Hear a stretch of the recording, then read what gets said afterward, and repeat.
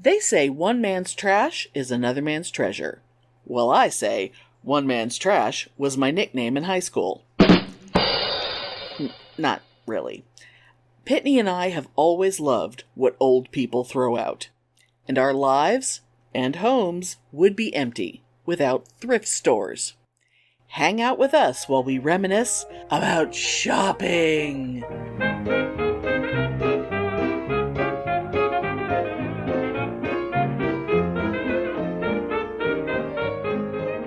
Welcome to Pitney and Amelia's Bitchen Boutique. We may be awful, but we're right. Because it's cute.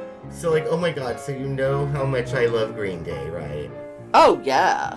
And I have not really paid that much attention to them for the last couple records because I listened to things and I was like, meh. And I never bought them. Well, if it doesn't grab you the way the old stuff grabbed you, it's different. Yeah, because I love their old stuff. And then American Idiot. God, I must have listened to that album. I remember I was living, or I should say, Peggy. Remember when Peggy was staying with me? Mm-hmm. And oh my God, I think I must have played that album 20 times a day. That was all I played for probably 6 months.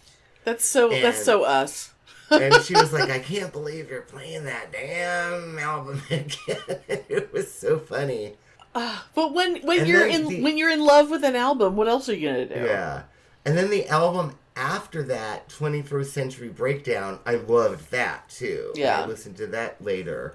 But then I don't remember what the one after that was, but I was like, oh, because it went back to their old sound, which it was like, this isn't that era anymore, and what the fuck, right? Okay. I mean, they're always going to sound like an agey 90s sort of punk band, sort of pop that's punk, what yeah. they are. Yeah. But but this album got really good reviews, and I watched a video of the first single from it, and then I kind of skipped around and listened to it. Right. And I bought it because I was so excited at work. We had it on limited edition, Target only, clear vinyl. Oh, yes.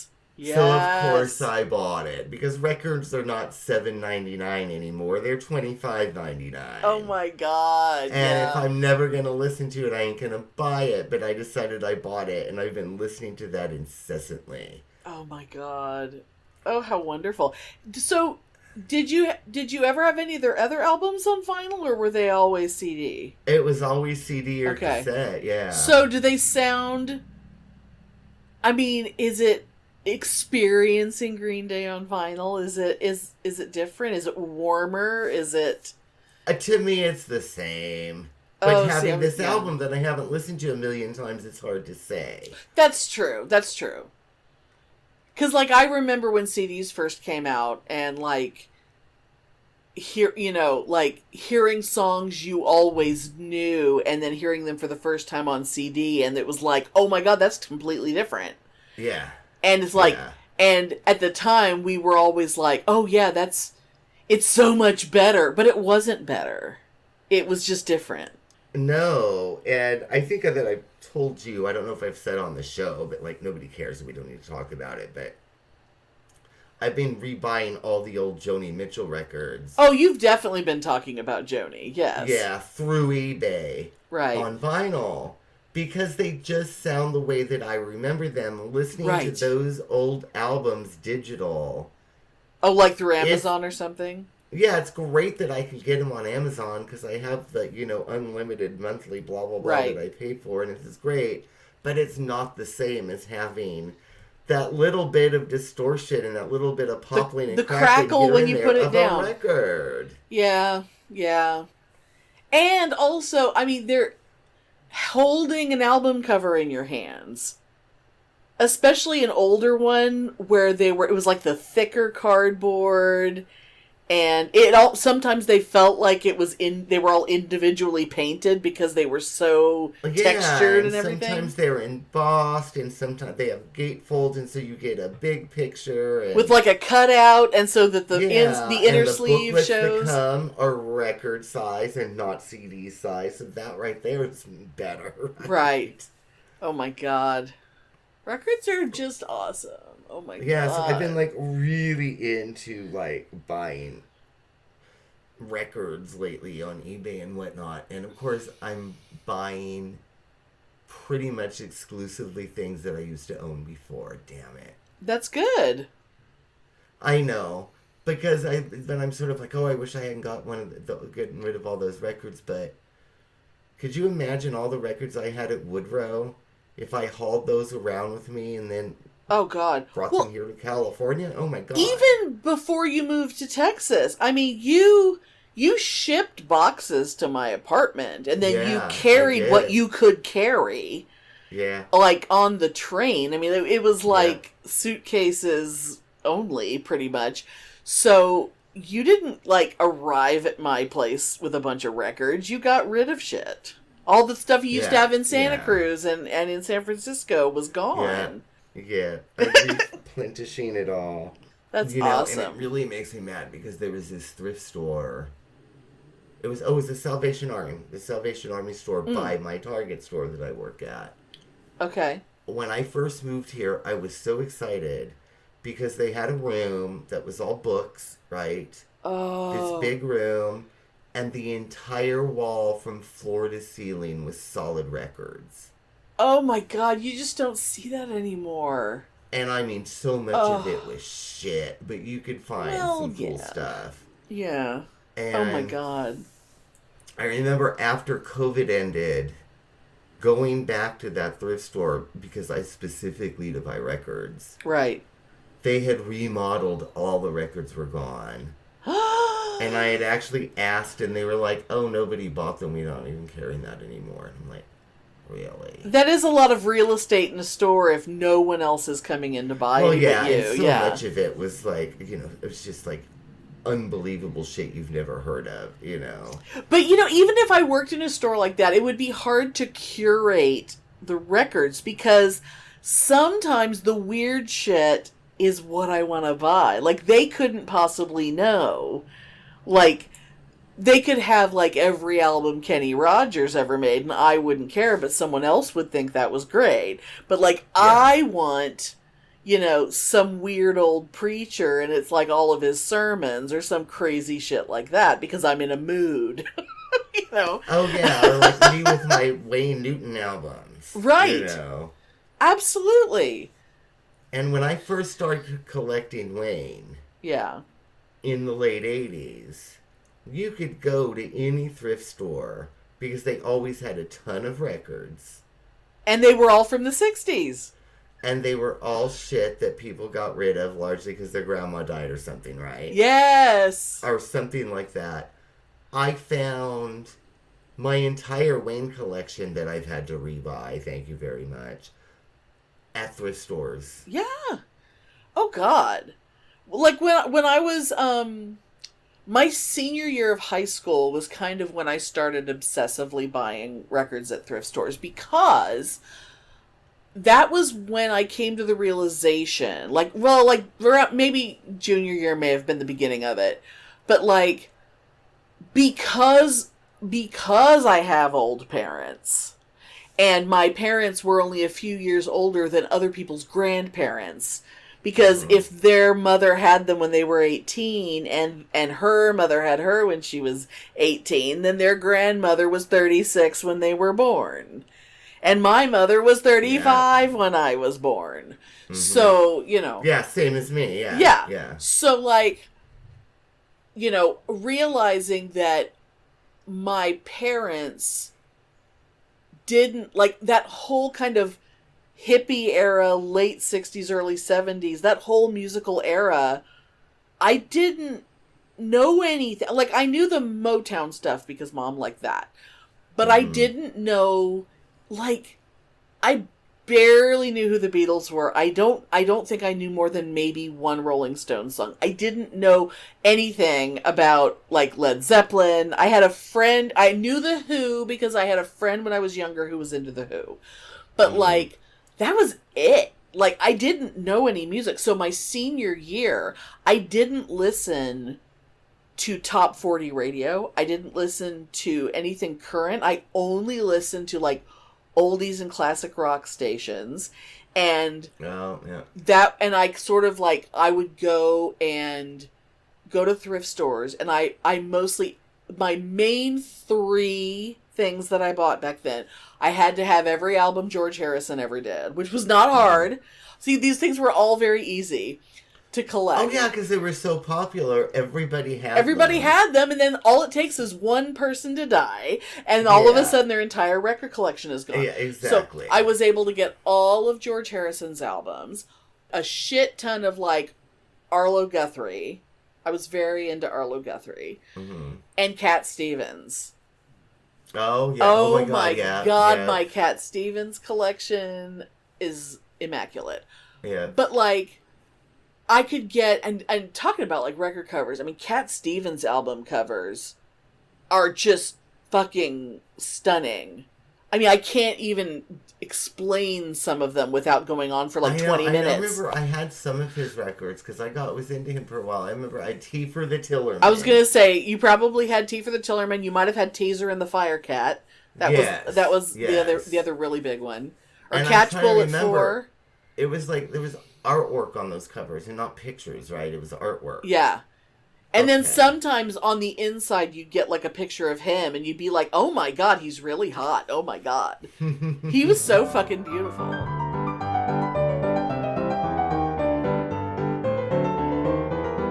Are you drinking out of the Joni Mitchell mug that I gave you for Christmas? Oh, I am. Hi, yes. Joni. Yes, I am. Oh my God. Fabulous. I love that. This is my mug of the week. Oh, good. It horrifies my mom but I use one mug a week.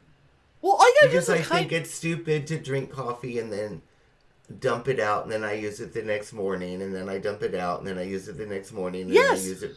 It's stupid to, like, load up the dishwasher with a mug a day. Yeah. So this is my mug of the week. I have mugs that it's like when I'm done with drinking my coffee for the day, I fill them up with water, and then later that day, because since I use creamer and stuff, it's like it takes a little bit more than just dumping. So I'll rinse them out really good, and I'll put them in the dish drainer, and then the next morning, that's my mug. Because, like, the mugs with our mugs on them, the giant mug. Oh yeah. With our heads on it. That's, like, the best fucking coffee mug in the world. It's so huge. It's almost the size of my head. I fucking love it. And it has me on it, and you. So it's like, what else would I want to drink out of? Yeah. but back to records. yes. But I also go off on a tangent on coffee, but that is nothing. It's Joni Mitchell's fault. But yes, it is. But yeah, like shit, like But we could talk about pink champagne and tuna fish. Oh my lord. Oh my lord. People can ask about that one. I think they could probably Google it, right? Wasn't that a thing? Didn't we Google it once? Okay. But, like, I also, because I was like, there's so many different, I went from having, you know, I don't know, 20, 30 records. And then, you know, once I really realized just what you could buy in thrift stores. And I started, like, obsessively collecting, well, like, what I call my TV tie-ins.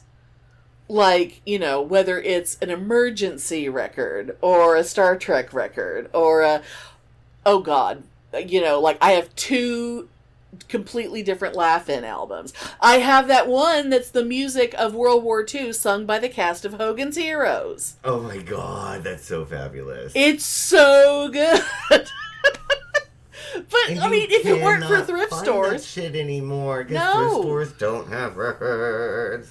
But God, when they did, you know, it's like, you know, ending up with all those old 78s and shit, you know, that took me down my my Harry Lauder path. When I found that 100-year-old 78 at the thrift town and looked it up online and to look up like the serial number, and I found a whole website that was all the serial numbers of all. Yes, remember that? Yeah. All the old Victor editing Amelia here.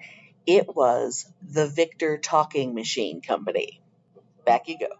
With like the one-sided 78s because it was that old.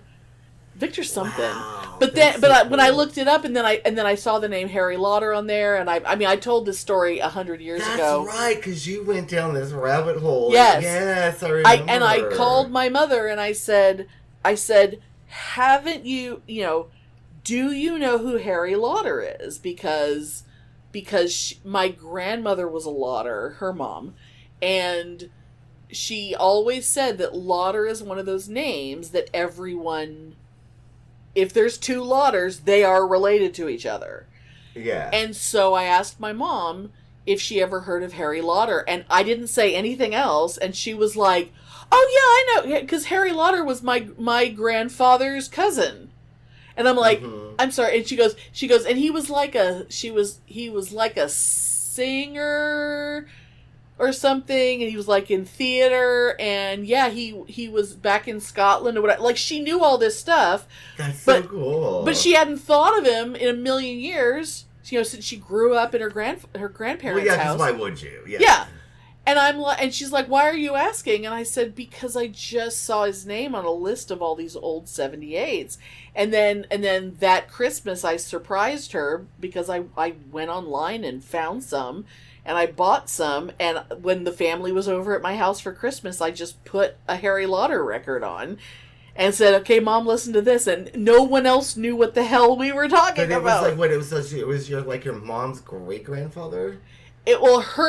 Her grandfather, it was his cousin. Or according to him, it was his cousin. I still have not done all the genealogy thing to figure out who actually... Oh, that's so cool. Yeah.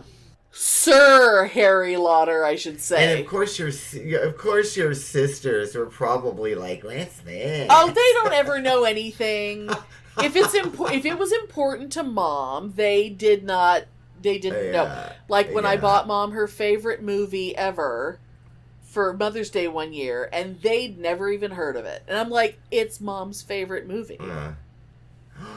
Speaking of records and moms. Yes. So, we are renovating that back room. Yes. Which we are not getting into that. No, because it's painful. Yes. Just for the listeners, I am not happy about it. I'm not happy about it. I don't even live there, and I'm not happy.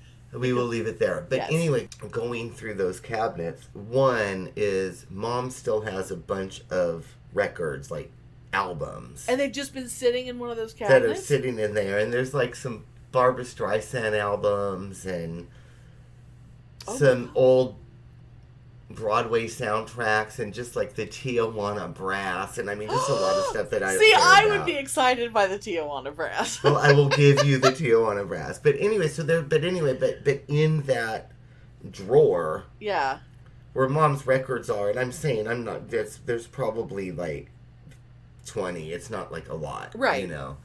But there's these two like leather books with like buckles on them, and what they are old 45s that were my Auntie Katie's. Oh wow! That Mom brought here when Katie died. Right.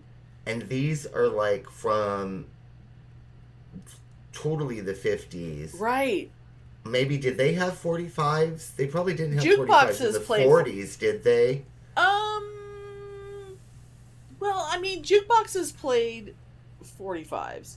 But, yeah, because I mean, anyway, I'm not sure exactly when they started. For sure, and there's two binders of these 45s. Oh my god. And other than, I think maybe there's a Frank Sinatra song or two. But you don't know who they are? Other than that, it's just like such esoteric old stuff. I don't know what the fuck any of it is. Oh my God, maybe one day we can just be on a phone call and you can just be going through it and just say names and I'll just start screaming. But it's super cool. Oh my God. And there is also in there that were also antiquities. There's some old 78s. And I have no way to play them because my turntable only does 45 and 33. Mine doesn't do 70. I only buy turntables that play 78s. You know. Because so I'm thinking, I mean, this them. is not a conversation for now, but if no. you can work it out to come to San Jose for that con. Oh my God. We could, like, have fun with 45s and 78s. Yeah, that's, because that's in things, August. I'm giving heavy thought to that because that's like towards the end of a big project for me, but it's also a project I always finish really early and then I'm just helping out at the end. I have to talk to other people. But yes, I really want to go to I really want to try to go to that con.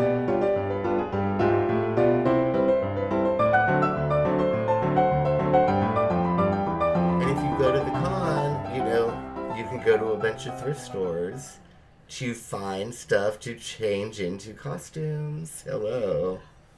Yeah, that reminds me. I don't remember what con it was, but I'm sure we must have been at the Red Lion. It must have been the fucking Red Lion. So, I don't know what you were wearing, but you wanted me to dress as Mona because we went to a thrift store and we found... It was that Bacon at the Red Lion. Was it... Bacon 92? Or was it 93? I don't know. The one where we had the table in the dealer's room next to Marion Zimmer Bradley. I ever vended, yes. And I hid under the table to hide from Trisha von Lichtenstein. Penny Velvet. What is this, Penny Velvet? Yeah, we can tell stories just from that fucking con. We could do an entire episode on that, probably. We could do an entire episode on how Marion Zimmer Bradley is a cunt. Or was. Oh, yeah. Anyway. Because we're not the only ones who say so. You could Google that shit. Oh, yes. She's like one of the biggest monsters who ever lived, and she was very rude to us. But anyway, I'm pretty sure it was at that con. And we had gone to a thrift store, and we found these boots that if they had not been in the condition they were in, they were quite fabulous in their day. They were kind of cream colored stretch vinyl, I guess. He's laughing because he can picture them. And they were like knee high, like kind of go-go boots, but knee high. But the problem with it is that the stretch part was giving out and the vinyl was flaky. So, as I was wearing those boots that were starting to puddle around my ankles, and walking around the hotel, and I'm leaving a trail of cream colored I remembered vinyl. that because it was like old and decrepit in the slightest stretch. And I don't know why I bought them, though. And the plastic coating that was the quote-unquote vinyl would just come off in flakes like dandruff, you know? Yeah. But some of them were, like, huge. It was like paint flaking off of a wall. It was horrible. You were left with, like, this, this polyester webbing underneath, right? Yeah, and, like, the feet still had the vinyl on them, but, like, the top part was, like, this weird, stretchy, elastic shit. But then there was also... the dress, which was double knit polyester, sleeveless, white with turquoise window pane pattern, knee length, and that day, and we just put a belt around it, and then you did my hair and my makeup, which I never recommend anyone to allow him to do. You gave me such a big mole on my face.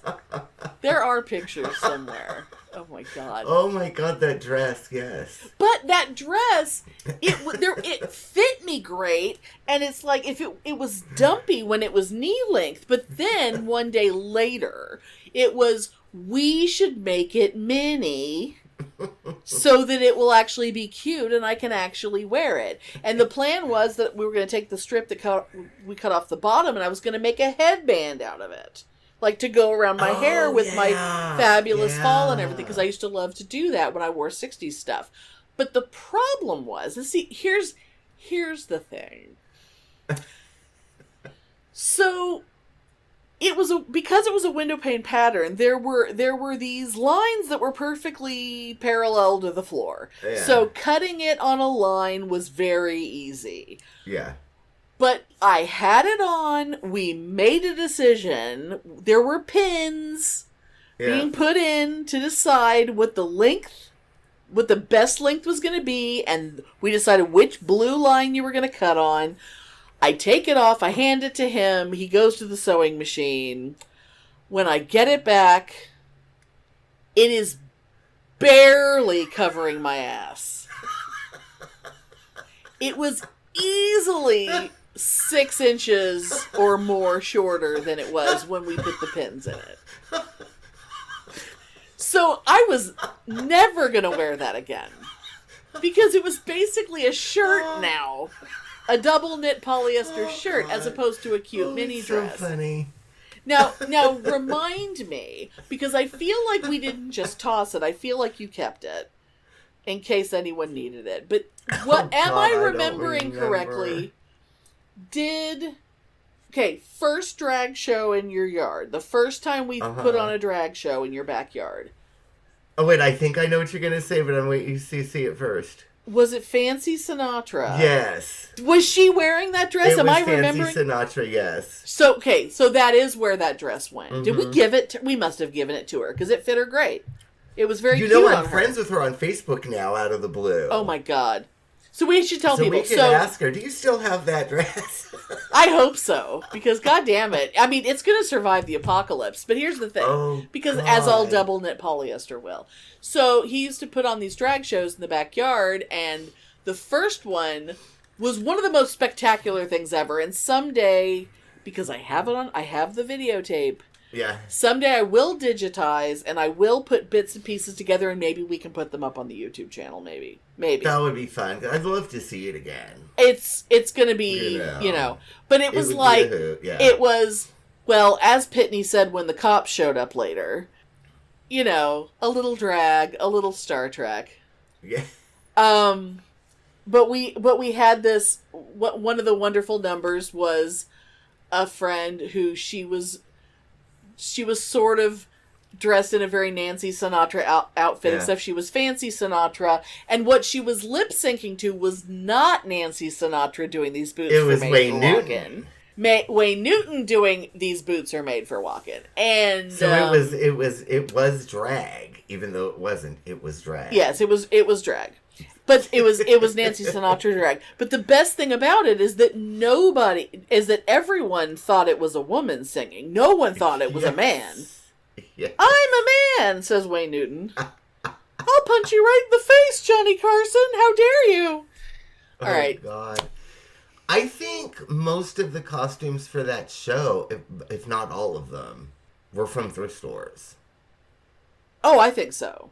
Other than rainbow, the Star Trek costumes I sewed. Because we had other than the Star Trek costumes, though, everything was from the thrift store. Yeah, because me and the other Amelia, we had the two Amelias, sort of. Yes. Except my actual name, but we had the two of us, and we just happened to have the same name, and we just, as Pitney was making the costumes for us, we found out, oh my God, all of our measurements are the same and our shoe size is the same. And when my mother watched the video, because it's very important that my mother watched the video of that drag show, she could not tell, when we were both on stage, she could never tell which one was me. That's how much we were twins. So fab. Yeah, that was awesome. We were in like little red Uhura dresses, and we were go-go dancers, while one friend of ours, she was Captain Kirk, and then Pitney was Spock. Yeah. But there was a lot of great thrifted costumes. Oh, God. And we rented a bear all suit. Of it. We even rented a bear suit. Oh, we did. Because this was classy. Yes, we did. For the S&M circus. Yes, for the 3-ring lesbian mud wrestling circus. It was so good. We put on really good shows. Well, because back then, it's not like now. Well, nothing's like now. You go to thrift stores and you see nothing but shit that nobody wants now. Yes, it's like everything is from the early 90s.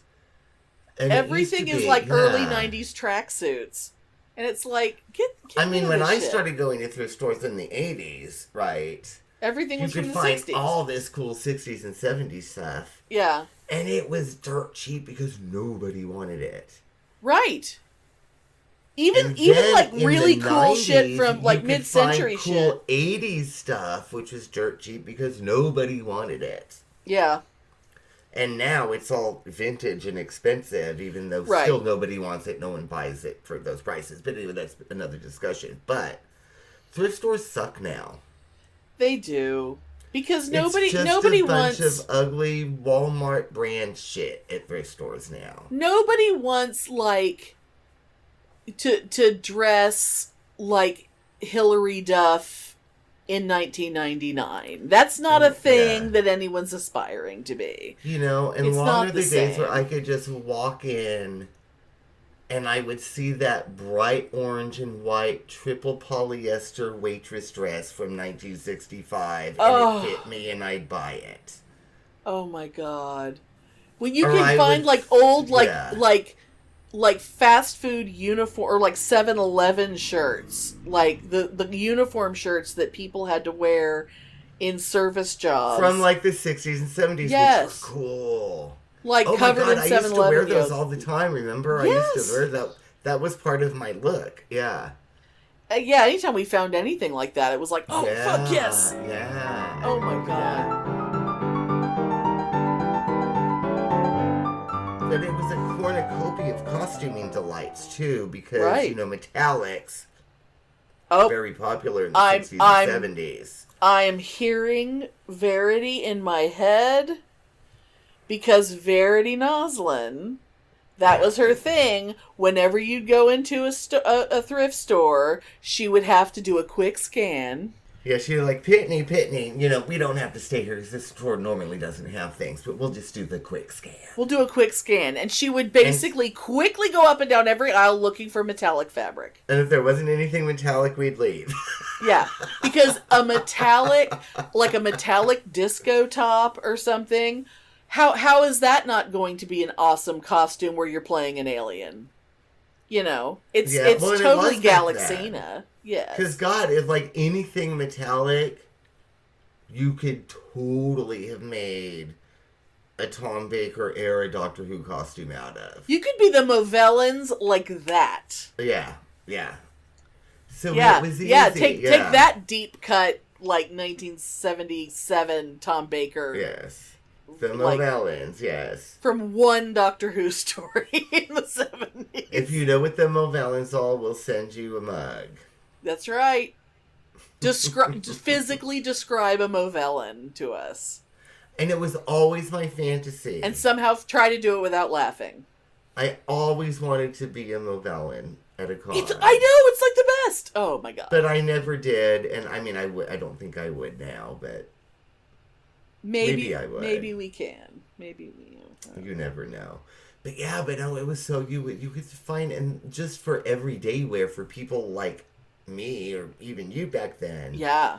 That we liked old stuff and we liked mixing the retro with the new. Right. As long as it fit me, I was like, fuck yeah. You could find cool stuff back then, and it was cheap. This was before this vintage bullshit that's popular now. It was just old clothes. Yeah. And I guarantee you about this vintage bullshit, why do you think all these stores go out of business? Because nobody is going to pay you $65 for a shirt from 1977. No one. No one. Which is one of the reasons why the empire that was Lucy in Disguise with Diamonds, it's like she would buy old polyester clothes to rent to people Mm-hmm. because you can wash them 10,000 times and they don't fade and they don't fall apart. But you could rent 70s, 60s, and 70s clothes to people for costumes, but she would price them so high because she didn't buy them. Because she didn't want anyone to buy them, because if she can rent them for $10 a pop 10 times a year, she just made $100 off of a shirt she bought for a dime. Yep, fantastic. And that is how she built her empire. Yeah, but I just remember, Benny. Mm-hmm. He dressed so cool.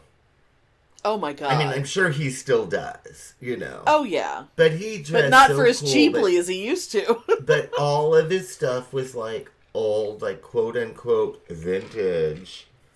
But it was cheap back then. Like, I remember, like, he got shirts that he would buy for like $2, I guarantee you, or $55 at a vintage shop now that no one's gonna buy. Oh yeah. And that's a damn shame. Oh yeah. But anyway. And that's oh my God. I'm just okay. Go back in your mind. The day, one of those weekends. Oh, I know when it was. It was when I came down to San Antonio, and one stop that day was when you and I went to Hello Tallulah. Remember? Oh, that's right. Because we went over there and we interviewed her and pet her cute doggy Tallulah. May she rest in peace. That's she has right. a new How doggy did we now. meet her? I met her online. Okay. And that's she right. is still yes. she's still fabulous. She's still posting the most amazing. It's like, it's a vintage store, but she is like this amazing, like, estate sale shopper, and she'll like do like these travel trips where she goes to garage sales and estate sales, and she goes everywhere to find like the most glorious vintage dresses and hats and handbags and whatever. Yeah, and she can find the cool shit and not this 90s and 2000s garbage. Yeah. And in a variety of sizes too. They're not all like teeny tiny clothes. She makes a point of getting, like, there was something that she put on me while we were down there, and I couldn't bring myself to buy it because I was like, there's nowhere I would wear this, but I had so much fun being in her store and being like, oh my God, look at me, I'm Joanne Worley. But if I aspired to be more Joanne, every so often I have a moment where I think I just want to like have a feather boa and a sparkly caftan and my hair all piled up on my head, and as I get older, I think I'm going to turn into Joanne Worley. Might like it, or he'd probably just look at you and go, "Oh, honey." Oh, honey. But that day, do you remember the thrifting that we did? Because there was a whole street that you took me to in San Antonio that was all like crazy ass stores. Yes, and I remember being in one of those shops where they had like booths. Yes. Or stalls. Yes. And I remember just screaming in laughter where the people that were working there came to see what was going on because I was trying to try on that goddamn jumpsuit. Remember? Oh, that jumpsuit. I was trying because it looked like Desiree from Vice Academy. Yes. I don't even remember what it looked like. What color? I remember like a dark purple or like a burgundy color, maybe. So it was accurate for the character then. Yeah, I think maybe like the cut of the shoulders might not have been exactly the same, but it was absolutely that mid-80s shoulder padded jumpsuit. Yeah, and I remember being to try it on, and it's like the crotch was so high. Right.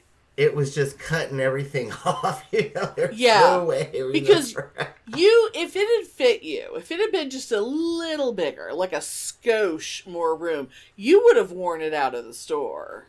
Like, you would have just Oh, yeah. And I just remember I was just, like, screaming and laughing. Remember the person that was working there just came and was like, oh, my God. What is going on in here? It's like you can never. No one would ever understand the excitement of that jumpsuit. Oh my God.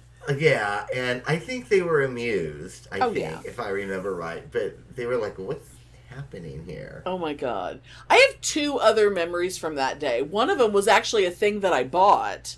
Since I was like, before when I was talking about like my TV records. That day was significant because I was looking through some records and I found not only was it an All in the Family album, which I never knew existed, but it was a volume 2, which meant there was a volume 1, which I eventually did find the volume 1. But like that day, a whole new world of All in the Family LPs opened up to me. Terribly exciting. And didn't you bought Star Trek albums on that trip, didn't you? No, I bought the Star Trek albums when you were here with me, and after we went up to Top Drawer to see Benny, we went over to right. That was in Austin. That's right. That was where I found the Star Trek albums and the Jan and Dean Batman album, which I never knew they made an entire album. I knew they did Batman songs and Joker songs and Penguin songs or whatever, but I never knew they released a whole album of just Batman. Oh yeah. Oh, remember, and that's where I bought Two Nice Girls. Yes. Sealed copy of Chloe Like a Version. Oh no! It was Like a Version. It wasn't Chloe Liked Olivia. Yeah, because I did buy Chloe Liked Olivia afterwards, but I got it on eBay. Right. For like $8, because nobody knows what the fuck it is, but I was thrilled to have it. Oh my God, yeah. And that was so cool because since luckily they're the kind of place that would ship. So you didn't have to worry about how you were going to carry it home. You just had them mail it to you. And then when you got home, then you received a package. Oh, and remember, and I bought Bette Midler Divine Madness there too, remember? Yes! Oh my God. But the other thing that I remember from that day in San Antonio was that we went to a store that was like mostly furniture and decor. And I have this vivid memory of a hideous but wonderful, like a child's bedroom set that was all like yellow and orange. And it was like a 4-poster bed and like a big dresser and then like a vanity with a mirror. And it was all like carved wood, painted yellow with orange and white accents on it. And it was insane. I think I remember that. It was like total Marcia Brady hideous, right? It was so amazing. And I remember thinking, because like there's like this huge dresser that may have been more like an armoire now that I think about it. They may have had doors on it too. And I remember thinking, yellow is not really my thing. Like if it was like lime green, I totally would have bought it. But like, it was phenomenal. And it was like some kid grew up and that was their bedroom set. Yeah. Oh, yeah. Because there were some crazy ass like 60s and 70s bedroom sets for kids. But I'd never seen anything like it in my life. And I just remember we stood there for the longest time just being like, I can't believe we're standing in front of something so magnificent. Like, it was so cool. I don't remember if I did this, but I could totally hear me saying, Amelia, you need to buy it and put it in my room. Which is not my room, but, the guest room that we used to jokingly say my room because I would stay in there. Yeah. But I don't remember if I said that. But I don't know if all that furniture would fit in there because that is a very small bed.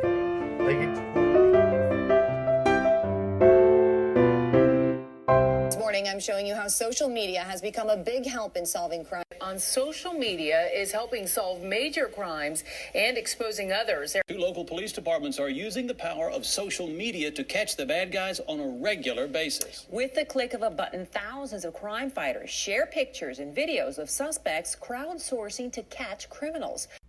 Hey guys, it's Marianne, dog mom, baker, true crime podcast maker, and as some of you might know, our podcast was named Crime Scene and Cupcakes because, well, I'm the boozy baker. However, since crimes are changing because social media and everything is changing, that means we need to change with them in order to possibly assist law enforcement in getting answers. When my friend Krista Martin was murdered back on October 1st, 1989, there was barely a blurb out there on media on her case. And unfortunately, that is still the way it is to this day. It just seems to be the status quo on a lot of cases. And I refuse to allow that to happen. So that's our mission, to change that, to be the voice for those that go unheard, to be the voice and give those a social media presence. Because more than 200,000 unsolved cases have gone cold since 1980. And the people who committed those crimes, well, they could be living right next door, in the same locations, scattered around the world.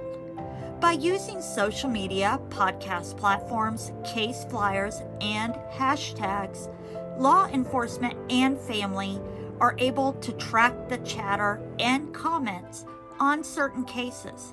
And you can join this movement by listening to our podcast, The Social Detective, on any of your streaming platforms. You can also join us on Instagram, Twitter, or I guess it's called X now, Threads, Facebook, you name it, you can find us. Join the Social Detective and the Crime Solve movement. Help us assist law enforcement by putting a few in the win column. And I really hope Krista's case is one of them. Let's see. I'm just trying to think. No, but I just remembered that jumpsuit, and I remember, God, there were so many. Oh, God, I remember one time, God, back in the 90s, we were thrift shopping as we always did. Remember, we found that porno book? In the middle of the thrift store? In a Goodwill, yeah, in the children's department. Yes, and I don't remember, was the name of the book or was it just one of the stories in the book was something like, I Made the Sitter Suck? The book was called They Made the Sitter Suck, yes. Yes. And of course you bought it. No, I didn't buy it. I stole it.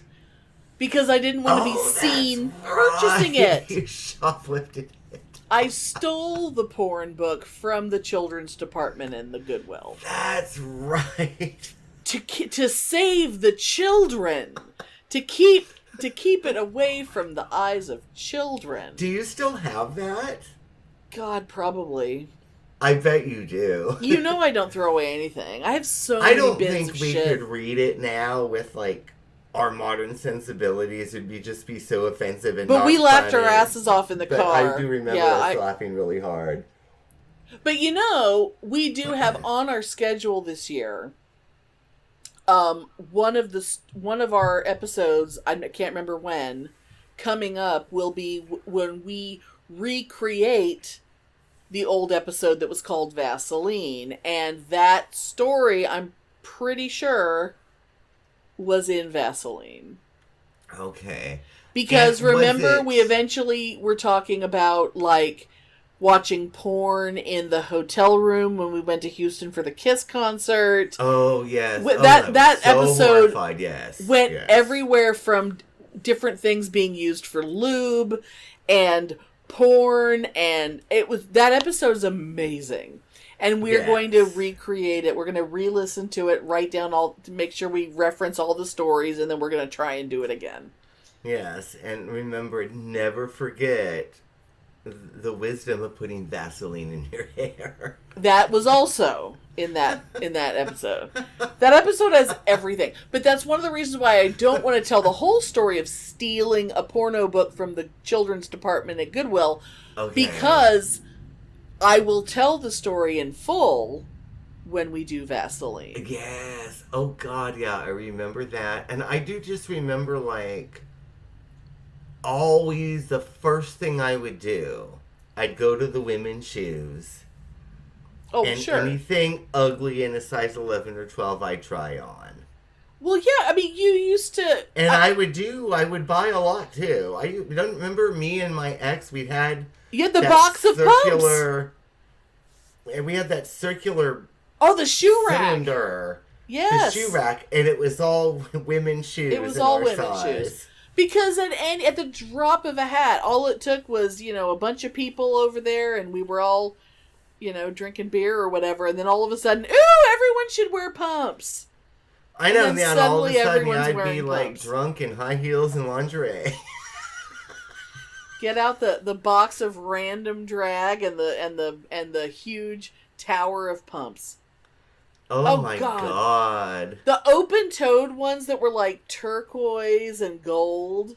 You know exactly. I can visualize them. Like the shiny turquoise vinyl. And then in the heel, there was like a plastic... Like an inset? Like a plastic inset that looked like little crystals. Oh, God.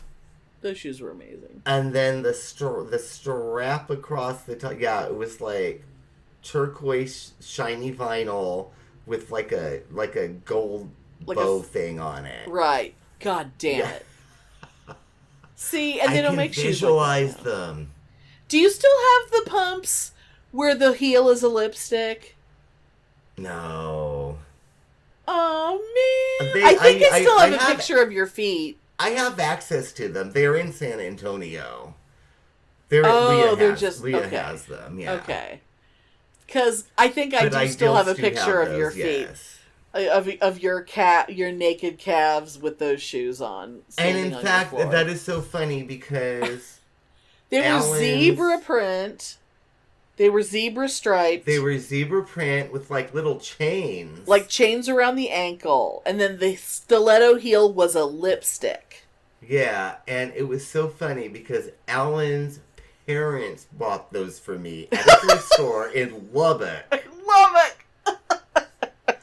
And they were like, these remind us of Pitney. Pitney needs to have these. No shoes have ever been more you. And I remember Papa was like, okay, whatever you think, Mama, right, And she was like, oh no. How loud did you scream? How loud did you scream when you saw it? I was so excited. And yeah, but they bought those. Did you put them on and then flop over back and kick your feet in the air going, woo! I may have, because I remember I was in Leah's office the first time so I probably did lay back on the futon with my legs in the air. I'm sure I did. Oh my God. But it's so hard to know because I've so often been on a futon with legs in the air, so I don't know. Yes, exactly. I mean, if I had a dime. I mean, it's all a long time ago, but Oh my but God. yeah, those came from a thrift store in fucking Lubbock, Texas. That's so fabulous.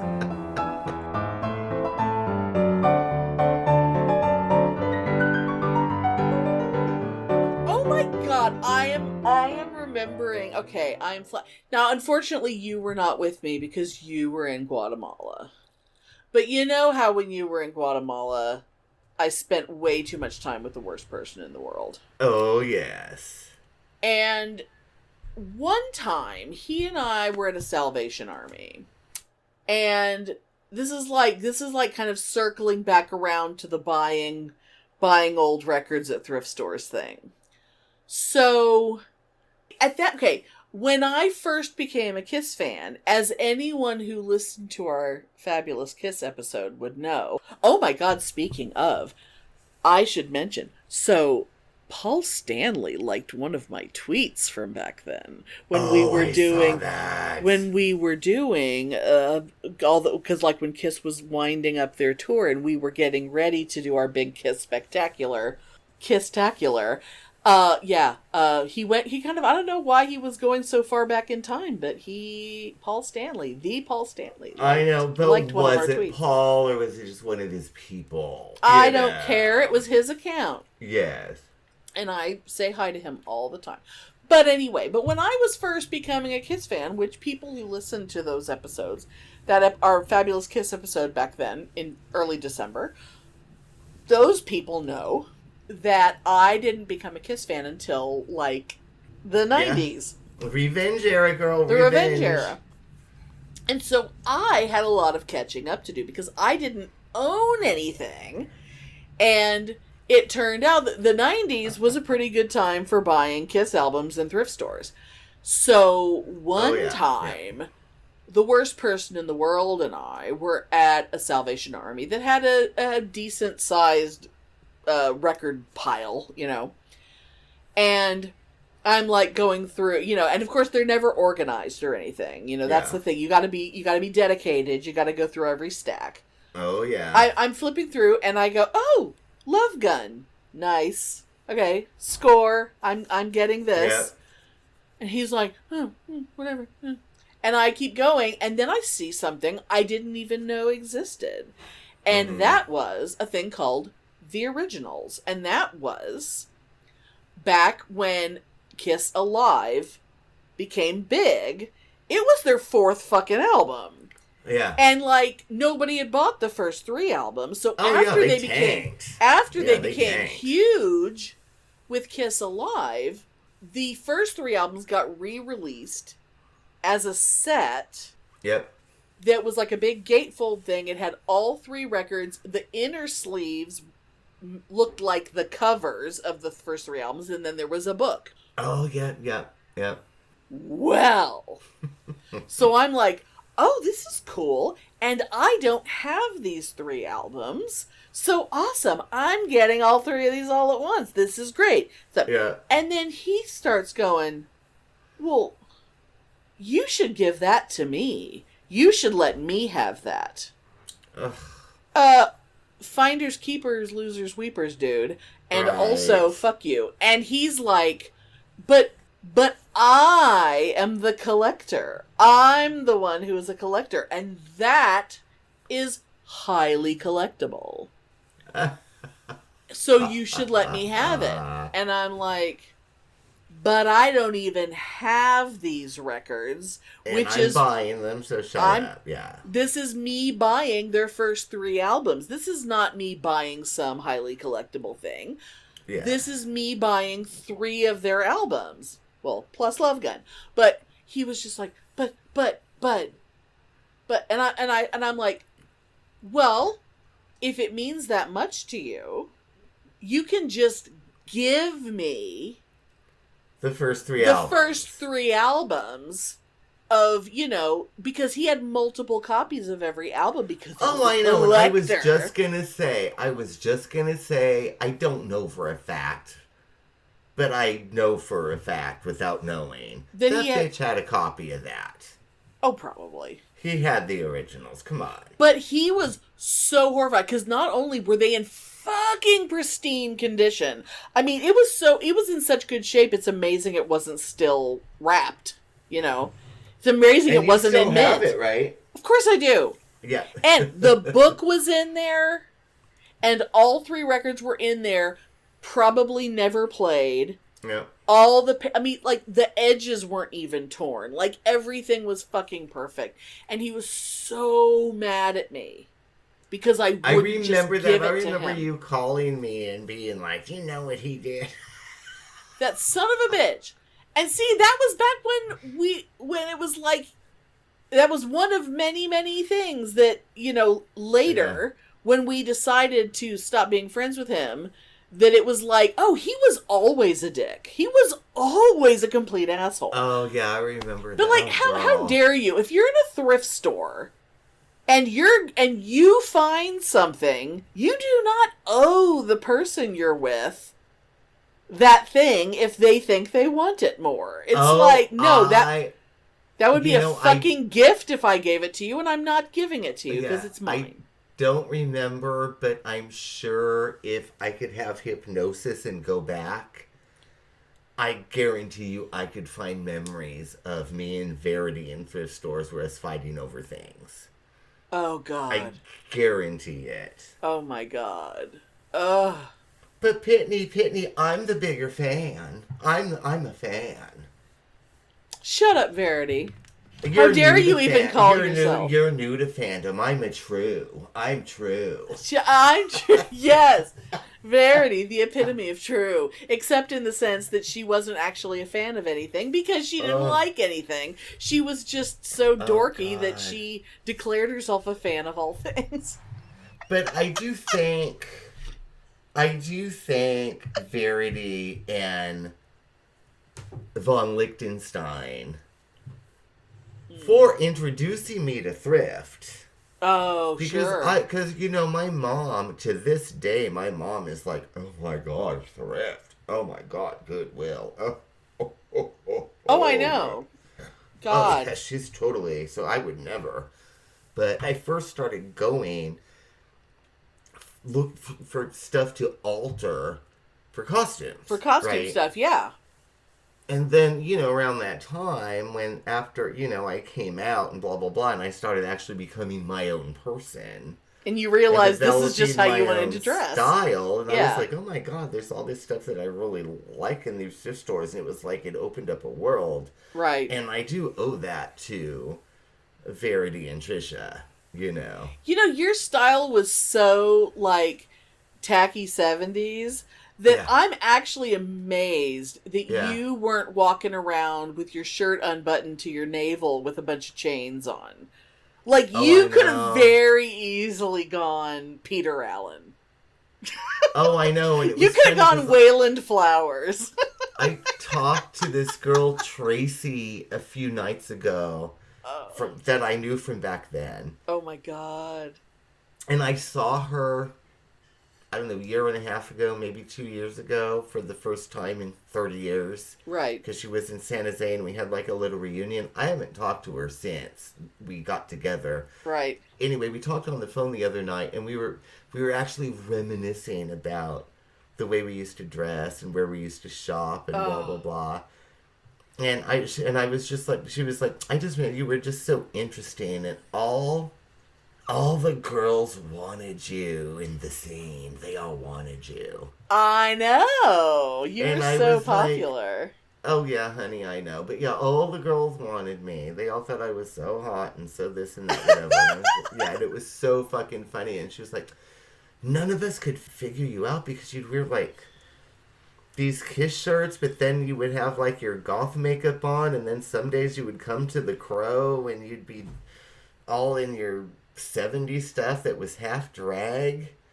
Right. And nobody knew what to make of you, and everybody thought you were so mysterious, and all the girls totally wanted you, and she was like, I wanted to marry you. And I was like, I know you did. Well, didn't we all? Didn't we all? But that was so funny that you say that. And then I was thinking about it. I was like, oh my God, I remember this outfit and I remember this outfit. And I used to wear this. Remember those leather purses that were real popular in the 70s? They were brown leather, but they were embossed with flowers and stuff. And the embossed flowers would be dyed red and yellow and green. And be like a Western belt. People would get leather tooling kits. And they would make their own little leather gear. Yeah. I used to have one of those purses that I used to wear. And of course I wore it over the shoulder and across the chest, so it was a merce. Before merces That's the way I wear my purses. Existed. That's the way I wear my purses. Before merces existed. But I would wear one of those leather floral, and I called because it was so much more butch to wear. And I called it my Carole King. Of course. Oh, my Lord. Oh, my God. Oh,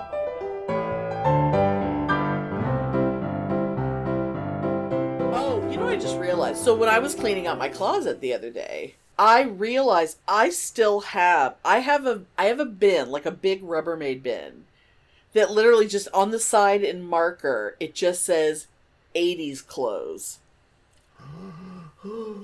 And it's my old clothes. Although there was one thing in there that actually belonged to the Duchess, because I used to borrow it from her sometimes. It was an acid washed mini skirt that the top part was like overalls. The buckles on the shoulders, but it was acid washed mini skirt. Which, see, that's the thing. I always thought I was hugely fat and she was tall and skinny, and yet somehow we can wear the same clothes sometimes. So that's what happens when someone tells you you're fat and you're not even fat. Oh my God, I 100% want to sure. wear that. I want to wear that. I'm sure you do. I still have my neon orange fleece batwing jacket. I have so much stuff in there. There's also, there's t-shirts in there, and there's accessories. There's like rubber bracelets and hair ties and things. But there's like the original Madonna rubber bracelets. Oh my God. I mean, I didn't have enough to go up my arms, but I had a bunch of metal bangles mixed in with rubber bangles that just whatever I had at the time. But like, I think there's some old concert t-shirts in there, like my Culture Club Clone War t-shirt. And, cool.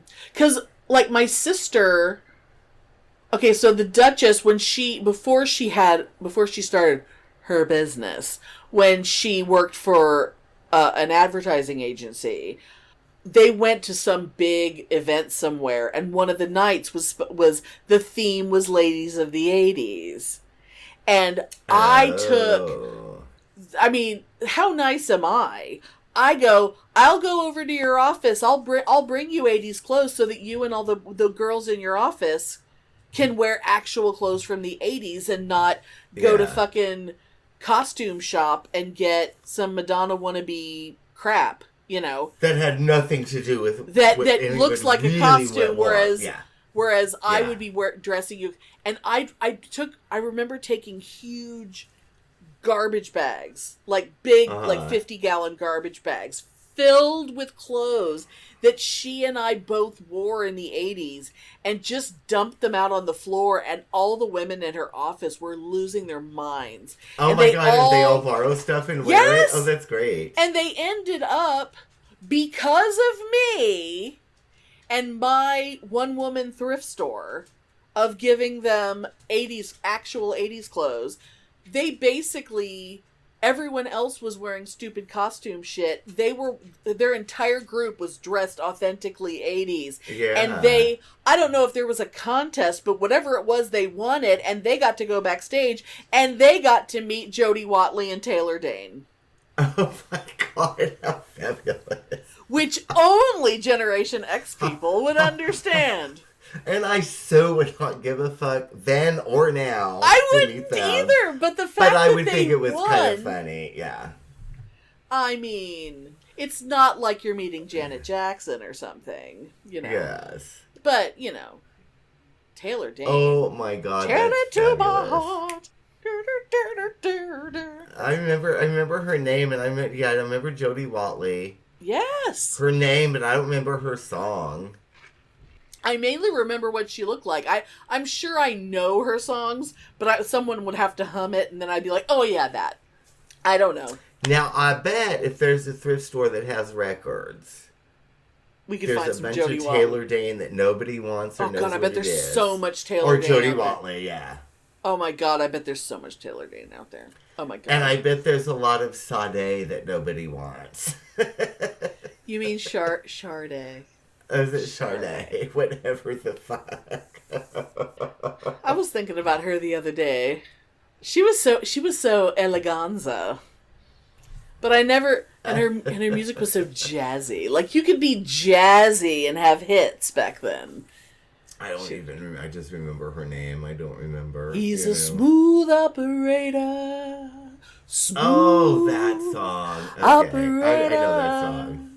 Coast to coast, LA to Chicago. Da, da, da. Yeah, and I know it's so funny because I was talking to like some kids at work, and I know you and me differ in this like greatly. Mm-hmm. But all of like the college kids at work, they love the 80s and they love 80s pop. But what do they think 80s pop is? Is it like all fucking Corey Hart and Richard Marx, or do they actually listen to good music? I mean... Thompson Twins? I'm trying to even think of what the conversation was entailing. It was some song that I was making fun of that they were playing at Target. Because I was like, oh my god, this song is such a piece of shit and it totally sounds like the 80s, but I don't know what the fuck it is, and I don't know if it's the 80s or not. And they were like, and this guy that, I'm friends with because we're like video game friends, right? Right. And he's like, do you not like 80s pop? And I'm like, honey, I lived Bitch, we lived it. And I was like, I marginally liked some of it then, and I despise it now. And I said, even music that I liked in the 80s, 90% of it, I hate it now. But it was so good. Oh my God, what could you think? And I'd rather they listen to that than listen to most of the shit that's out now. Yeah, oh God, yeah, oh fuck yeah, absolutely. Yeah. But they think like, Depeche Mode and Erasure or like Mozart. And I'm like, they're disco. They're just stupid disco. Erasure was the like time, but I don't Duchess. need to hear it. The Duchess was into Erasure. Erasure and Information Society. But see, I think of that as being almost 1990 music because it was more her music than mine. Yeah, but the fucking worst. And I remember, listening to these cassettes over and over and over and thinking they were just so avant-garde, right? And, sometimes I will go and I will be nostalgic and I'll go on my Amazon Music account because I can listen to anything. Right. I pay for it, right? Right. I decided I was going to go down memory lane and listen to the goddamn Pet Shop Boys. Now, see, why would you pick that? I can only stomach, one song at a time. Loved them. And you cannot find a shittier fucking band than the Pet Shop Boys. I don't know. Frankie Goes to Hollywood might give him a tie. Oh, relax. Don't do it when you want to come. Do it.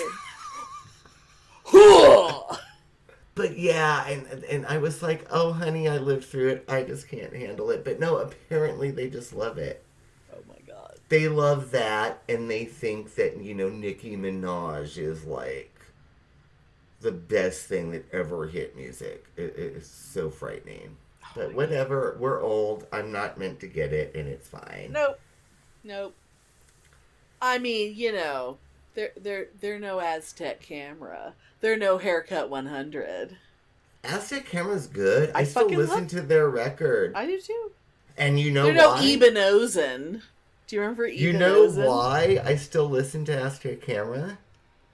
Because it was guitars and a bass and a drum and acoustic guitars. Oblivious by Aztec Camera. If you're listening and you don't know who we're talking about, go look up Oblivious by Aztec Camera. It was basically folk music. It was so fucking When you think about it, it really is. But Pet Shop Boys, it's just like they get... It's fucking it's all synthesizer shit. Oh my God. I just remember that horrible song by them. I love you. You pay my rent. Do I know that song? That doesn't sound familiar. You probably do. I think it was a hit. Was that one random line from the middle of it? Is that why I'm not remembering the name of the song was Rent, I think. Oh, I definitely don't know that. But yeah, it was just like, oh girl, now I'm gonna get, because we get so much mail. I'm gonna get all this hate mail. How can you say that the Pet Shop Boys are not just the highest pinnacle? Oh my God. Do you think if we found actually the problem is the only thrift store that I know that has records now, when I go over to their records, it's why is it all old church choir music? Why is it all I know. Fucking... It's that store. It's if you stay over in the clothes and in the housewares and whatever, it's fabulous. But if you go back in that corner where it's books and records and magazines, I swear to God, all the books are Mormon homeschooling shit, and all the records are church shit, and it's not hilarious church shit like I used to get.